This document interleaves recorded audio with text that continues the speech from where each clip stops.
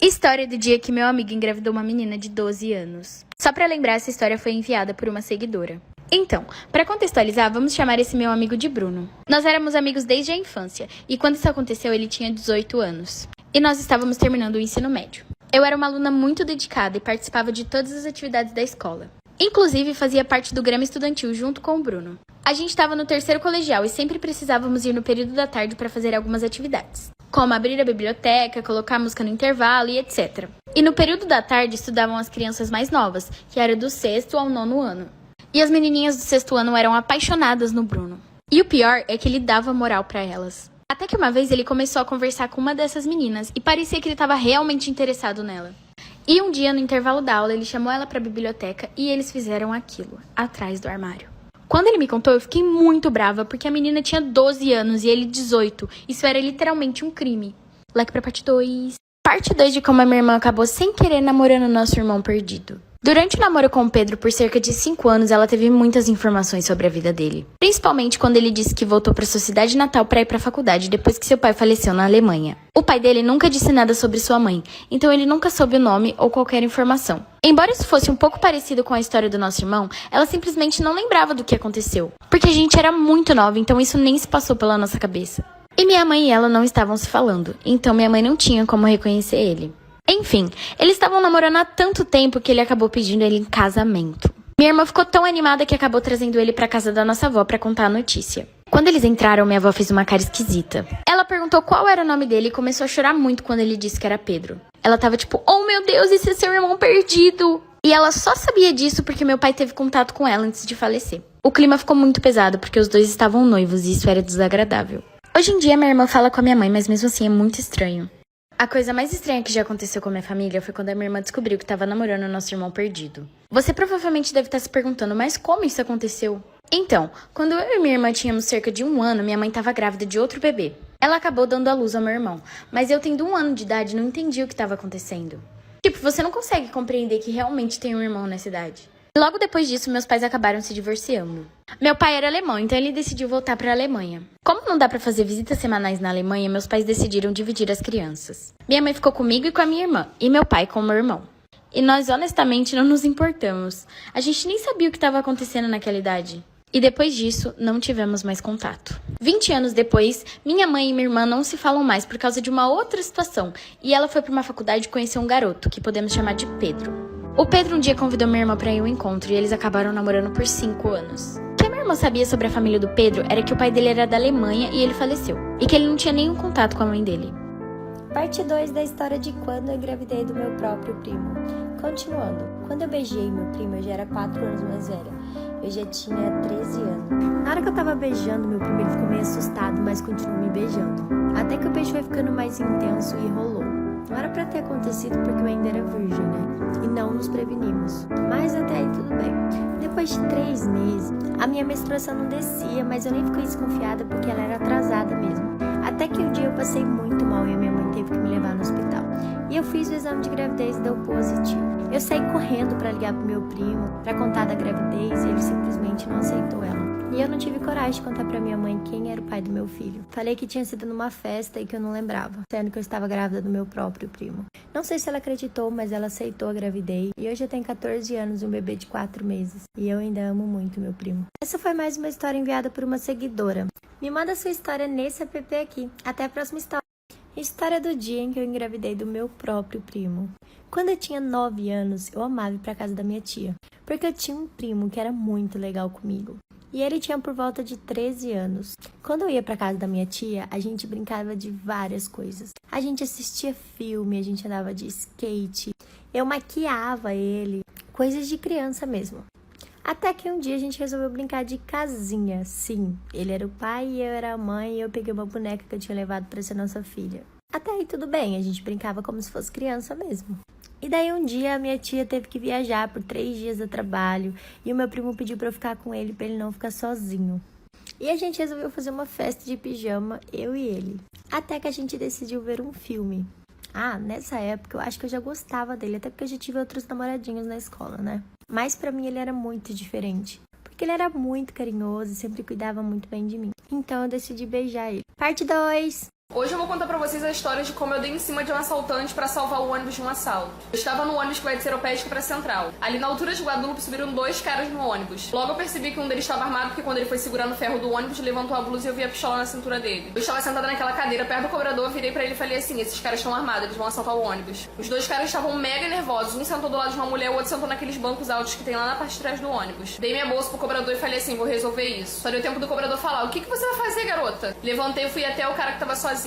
Sentei do lado dele e falei: oi, você tem namorada? Que eu queria seu número, eu achei você muito bonito. O garoto era feio pra caralho, mas não é a beleza que me compra, é o medo. Aí ele ficou meio assustado, o garoto tava com ele, olhou pra trás, fez meio que assim, perguntando, tipo, e aí? Aí ele fez assim pro cara. Aí eu falei: e aí, você vai me dar seu número? Aí o garoto, né, não resistiu minhas tentações, porque eu sou muito linda, começou a conversar comigo, me deu o número dele, passou uns 2 pontos, ele e o amigo dele desceram. Eu olhei pela janela e os 2 estavam discutindo lá de fora. E foi assim que eu salvei todo mundo de um assalto. Check!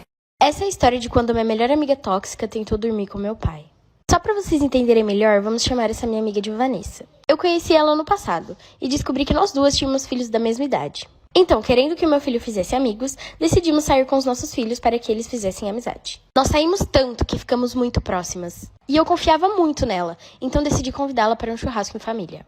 E é aí que as coisas vão de mal a pior. No churrasco, de longe, eu vi ela se apresentando pro meu pai, mexendo no cabelo e flertando na cara dura. E só pra deixar claro, a Vanessa é casada. Então, quando o flerte começou a piorar, eu fui lá confrontar os 2. Eu falei tipo: ei gata, eu não aprovo você ficar com meu pai. Ele é 20 anos mais velho que você e você é casada. Ela ficou tipo, ok, e eu pensei que tivesse ficado por isso mesmo. Então os meses se passaram e eu pedi pra Vanessa me ajudar a tirar umas fotos minhas de biquíni. Ela adorou a ideia e pediu pra fazer também. E eu achei isso super legal. Mas aí o marido dela chegou em casa pra fazer uma surpresa e quando olhou por trás, ela tava enviando as fotos sensuais pro meu pai. Like pra pedir.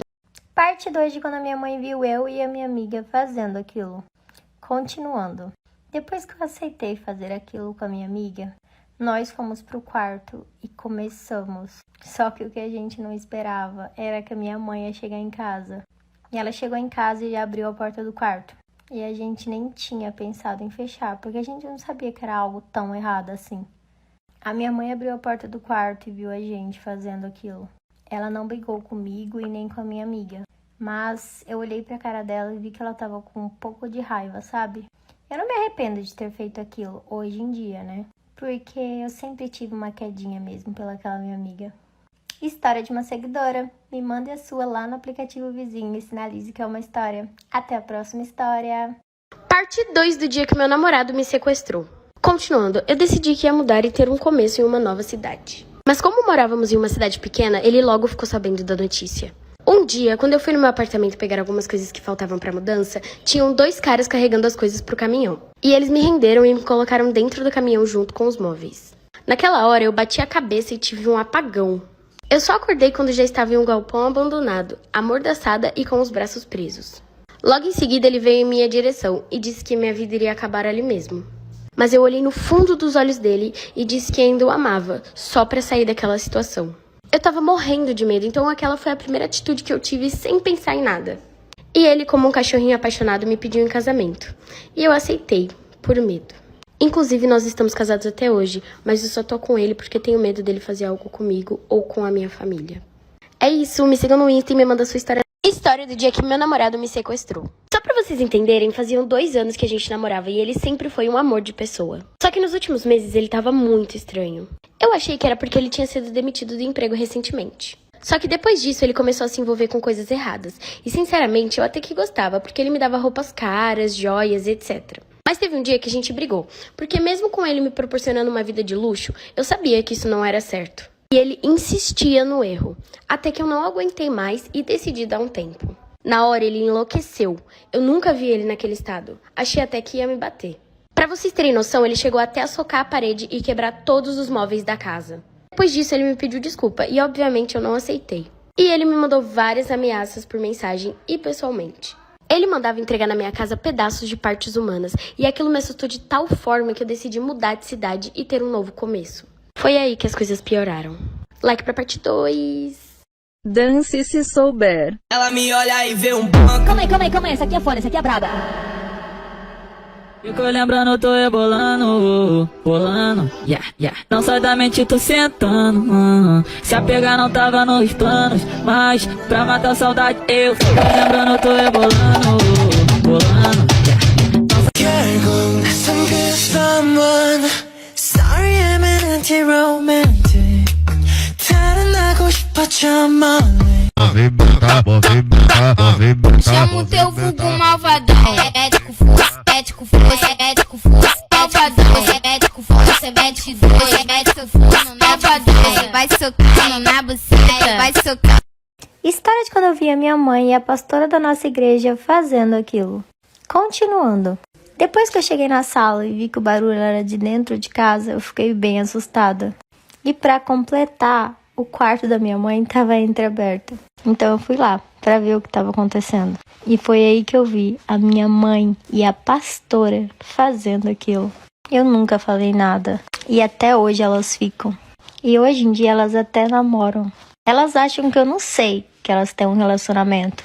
E elas também nunca contou pra nossa família e nem pra família delas que elas têm um relacionamento. Essa história foi de uma seguidora. Me mande a sua no aplicativo vizinho e sinalize que é uma história. Até a próxima história. História de como eu descobri que eu tava grávida do meu meio-irmão. Basicamente, eu tinha 16 anos na época e minha mãe não deixava eu namorar. Então eu comecei a sair com um cara escondido. Nesse mesmo tempo, minha mãe começou a namorar um cara, só que a gente não conhecia os filhos dele ainda, porque ela falava que nós não estávamos prontos. Ok, pra eu conseguir sair com meu namorado, nós dois falávamos pros nossos pais que nós íamos pra casa de uma amiga nossa. E a mãe dessa nossa amiga não liga pro que ela faz, então nós sempre íamos pra lá. Só que depois de um ano namorando, a gente não aguentava mais ter que esconder isso da nossa família. Então eu decidi que eu ia contar pra minha mãe. Só que por coincidência, no mesmo dia que eu ia contar pra minha mãe, o namorado dela ia levar os filhos dele lá em casa. Pra gente conhecer eles e tals. Então pensei, bom, vou esperar depois do jantar, porque ela vai estar de bom humor e vai dar tudo certo. Só que meu namorado chegou junto com o namorado da minha mãe. A gente não sabia onde enfiar a cara e eu fiquei chocada em descobrir que ele era filho do namorado da minha mãe. Só que nós decidimos não contar pros nossos pais pra poder tirar vantagem disso, óbvio. Até porque o namorado da minha mãe ia se mudar lá pra casa e o filho dele também, isso significa que eu ia morar com meu namorado. Like pra parte 2.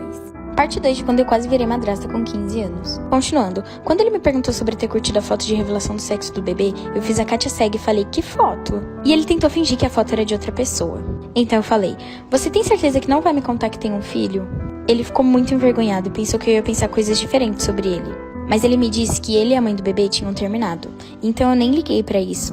Eu falei tipo, então eu posso ser madrasta do seu filho. E ele falou, sim, eu ia amar isso. Então nós continuamos nos falando e um tempo depois começamos a namorar. Eu gostava muito do Victor. Mas um dia, enquanto conversávamos, ele me mandou uma foto. E quando eu abri, era a foto de uma garota com a legenda, quem é você e por que você tá falando com o meu homem?